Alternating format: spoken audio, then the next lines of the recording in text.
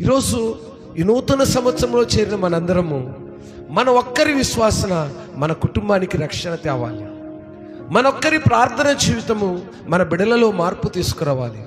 మనొక్కరి ప్రార్థన జీవితము మన సంఘము ఆధ్యాత్మికంగా ముందుకు సాగాలి. మనొక్కరి ప్రార్థన జీవితము మన సంఘములో పురుషుల సంఖ్య అధికమవ్వాలి. స్తోత్రం, హల్లెలూయా. పెద్దలు మోకరించాలి అంటే ఒక్కరి యొక్క ప్రార్థన జీవితమే ఏ రీతిగా తన కుటుంబాన్ని మార్చిందో, కుటుంబము అని పిలువబడుతున్న మన సంఘము కూడా అనేక మంది దేవుని సన్నిధిలో మోకరిల్లాలంటే ప్రార్థించే అనుభవం రావాలి. మొదట ఏం చేయాలంటే మనము దేవుని యొక్క కనికరాన్ని మనం అడగాలి.